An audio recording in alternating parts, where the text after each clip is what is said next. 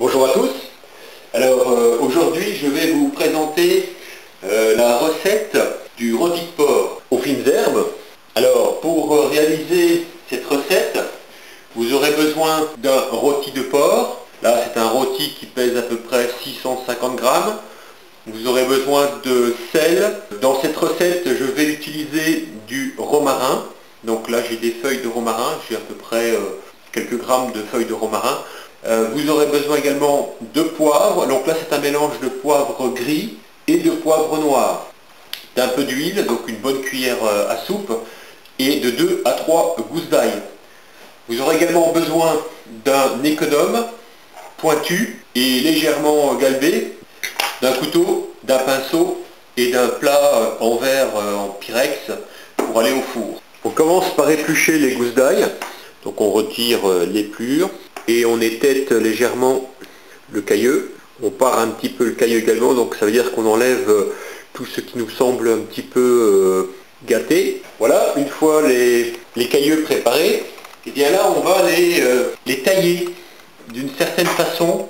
On va les tailler en forme de pignon. On repère un emplacement légèrement biseauté et ça va servir de démarrage pour la coupe. On réalise des fragments légèrement aplatis à leur base et pointus, donc biseautés à l'extrémité. Voilà, donc ça c'est pas assez biseauté, donc je retaille encore dans la pièce et là on voit qu'on a une pointe ici à 3 faces et une base. Voilà, donc là j'ai coupé le cailleux donc dans le sens de la longueur. Et j'obtiens donc une face ici, une face ici, une face là. Et donc là j'ai ma petite pointe et là c'est plutôt une partie aplatie. Donc voilà, donc ici là j'ai plutôt une section qui est aplatie, j'ai plutôt une coupe qui est aplatie et là j'ai plutôt une forme de pointe. Donc c'est là que je vais entamer le cailleux. Donc je divise cette partie encore en deux pour réaliser. Donc là je vois que j'ai pas vraiment une pointe, j'ai plutôt une forme de croissant ou d'une coupe en côte de melon. Donc là je vais encore couper cette partie en deux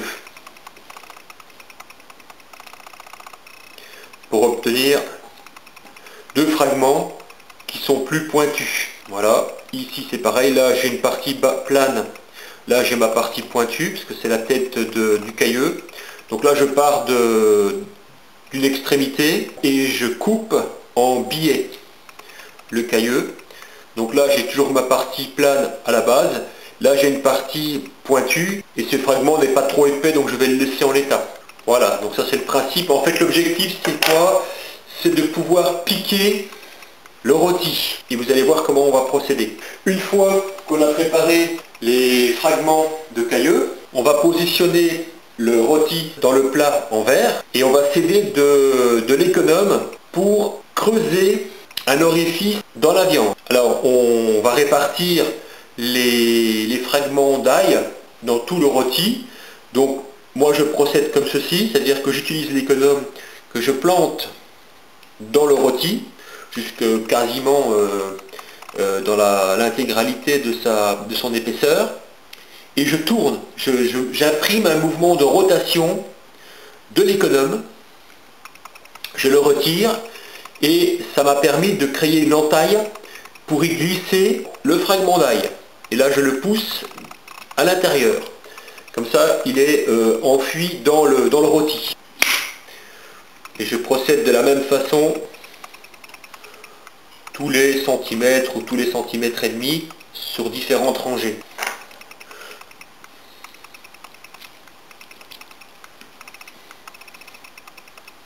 Dernier orifice,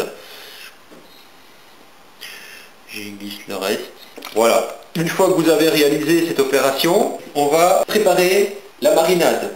Donc, je prends l'huile d'olive à laquelle je rajoute mon mélange de poivre et le sel. Je mélange et je vais badigeonner le rôti avec cette marinade.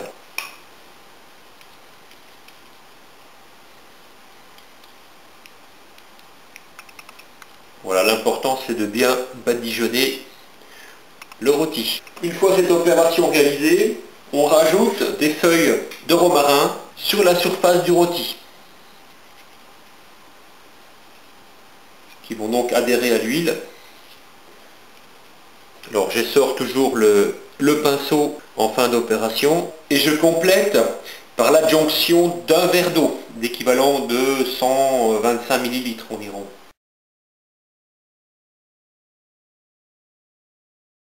Pendant ce temps-là, vous préchauffez votre four pendant 10-15 minutes à thermostat 8, ce qui correspond à une température d'environ 210-220 degrés.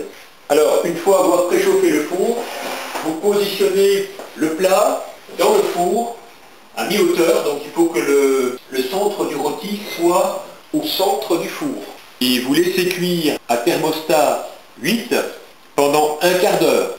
Au bout d'un quart d'heure, vous arrosez le rôti, de préférence avec le jus et l'eau de cuisson présent dans le plat, et vous renouvelez l'opération tous les quarts d'heure. Tous les quarts d'heure également, vous pouvez réduire la chaleur du four. C'est-à-dire que vous pouvez réduire ou baisser la température du four de 20 degrés, de 10-20 degrés toutes les 15 minutes, jusqu'à une température de 140 degrés à peu près. Donc tous les quarts d'heure, vous allez baisser le thermostat d'un point, c'est-à-dire à peu près 20 degrés.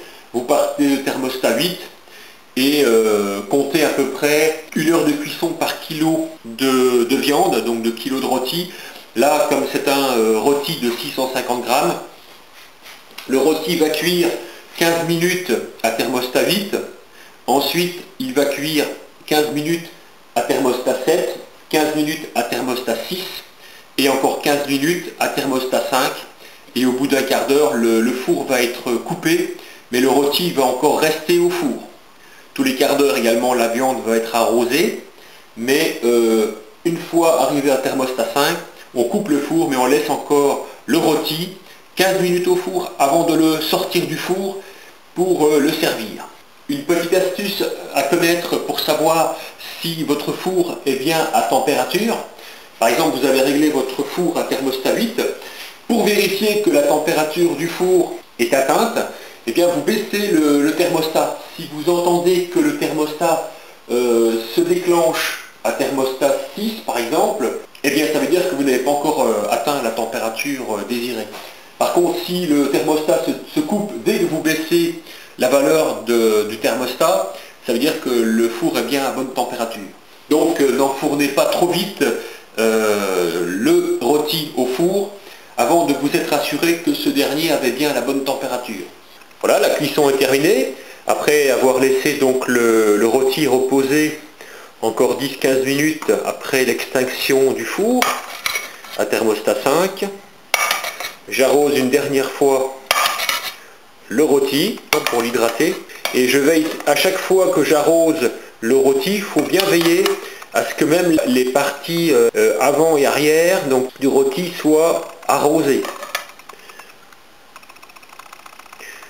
Même lorsque le rôti est au four.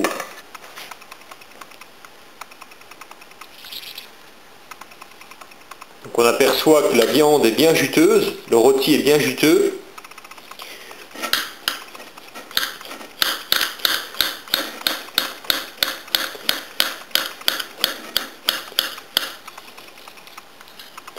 Et il est bien cuit à cœur.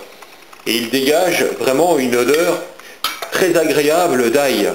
Voilà, donc on voit que la viande est bien juteuse, donc elle sera très tendre à consommer.